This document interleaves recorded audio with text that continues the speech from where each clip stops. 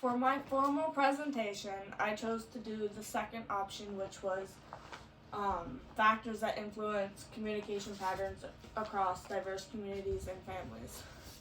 The topics that I wanted to cover was culture, personal and family values, languages, race and ethnicity, gender,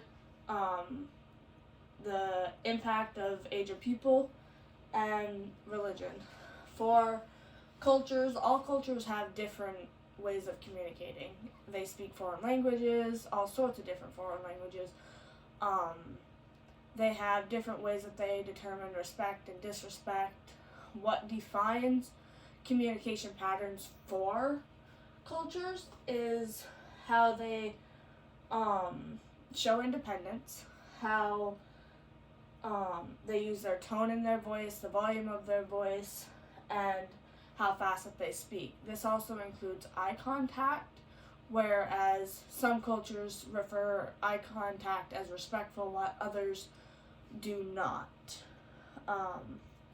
One way that you could help break down this barrier is to learn a little bit about that culture beforehand, which will then allow you to respect their culture and what their culture necessarily believes in.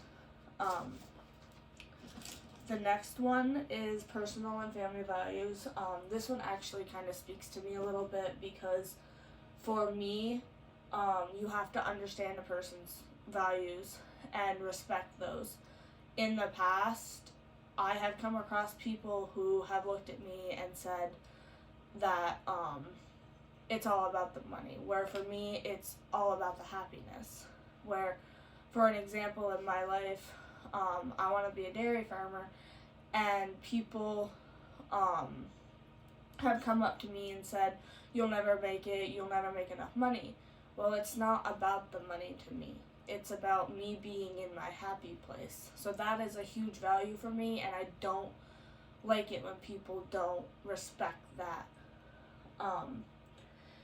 Without not respecting those values, it could impact your personal relationships, like your friends, your significant others, stuff like that, and it can also impact your work. So if you're working in a school and you don't respect your coworkers' values, you could get into disagreements and have conflicts with your coworkers, and this could even happen with the people above you, like your principal or the school board or something like that.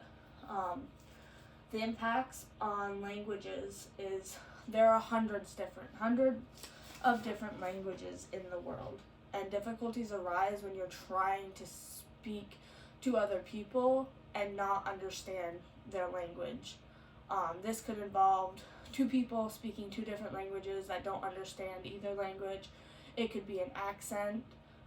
For an example, Southerners tend to have a very thick accent, and sometimes you can't understand Southerners. Or people from Boston tend to have a really defined accent, and sometimes it's hard to understand them.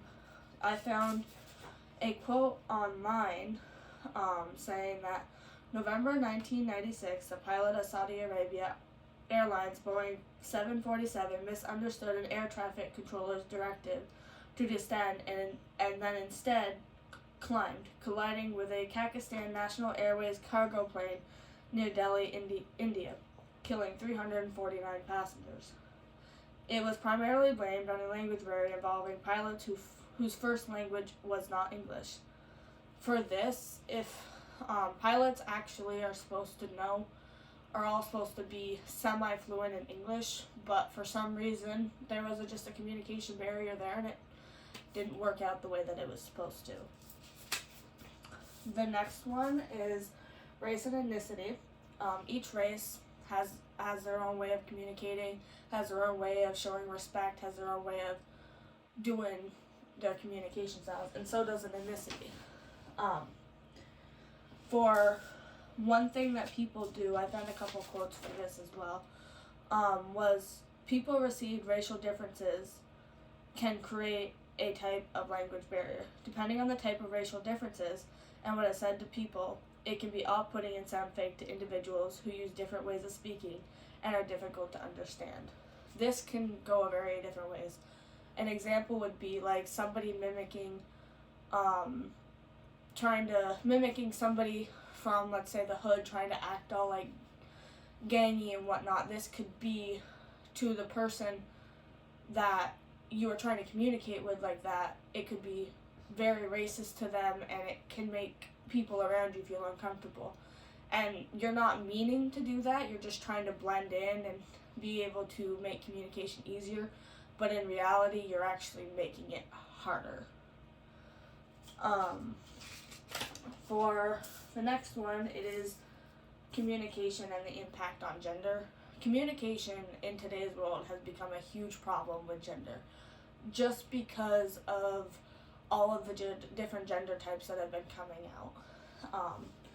People don't respect pronouns, people are just plain rude to that, and that causes a huge communication issue. And this also includes gender roles. We as a society and as a world have claimed things to have gender specific occupation type things. So if I said, so I asked you, when you think of a firefighter, what gender do you think of? Most people's responses would be male, because that's what everyone proclaims, when nowadays it's a very diverse community of males and females. Another one is, when you think of a nurse, what gender do you think of? Every person I have ever asked that has always said female. But there have been facts proven that males actually make the better nurses. They're more patient, they're more gentle than females. So it's kind of interesting how we claim, when we say nurse, the automatic gender that we think of is female. The next one is the impact of age of people. Communication changes throughout your age group. You're a 1 day old baby, you're gonna cry. You're gonna have different types of crying. You're gonna have a hunger cry, you're gonna have a pain cry, you're gonna have just a cry because you're confused. And mothers know that cry. They know how to determine those things. And then as you grow older, become a toddler, become a 6, 8, 9-year-old kid, you start learning to do it through pictures, communicating through pictures, written notes, verbally communicating. So it's a big leap from just crying. I mean, little kids still cry, but it's not where they're needing, that's their only communication skill. And then as adults, we are just mostly written and verbal communication.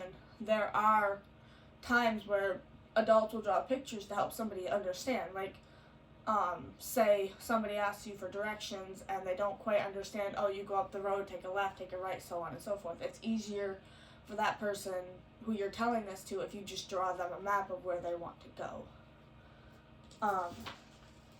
For the last one, it's religion. I actually reached out to my mom for this one because she grew up religious. She grew up as a Jehovah's Witness. And she thinks that religion is actually a very hard area for communication, because there are specific religions, there's specific protocols, there's so many things that you can and cannot do, and it's hard to learn and respect those, especially in a school setting where you have to let a kid go out of the classroom because they're Muslim and they've got to pray, or you've got a kid that doesn't celebrate Halloween or Christmas or something like that, and the rest of the class does. It kind of makes them feel left out. So the best way to kind of avoid that is keeping a neutral classroom, or even like a neutral school area, because with having different religions and different ways to celebrate different special events, different holidays, so on and so forth, you'll have a kid, say there's one kid out of the 20 kids in the classroom that doesn't celebrate Christmas or Halloween, whereas they'll see kids dressing up for Halloween, decorating the room, doing stuff for like Christmas parties too. and they'll go home to their parents and say, how come I can't involve myself in this? How come I can see other kids having fun while I have to sit back and not do anything because it's against my religion? And then that can later on cause bigger issues, saying for the school, because the parents could retaliate and come at the school saying, hey, you're leaving my kid out, my kid's got this specific religion, you've got to figure something out. And this could break the trust and the respect that those parents had for that school just because of a religion. I mean, it's a huge deal, but it's just the fact that it's hard to balance what people think is good and what people think is bad. But that's gonna be it.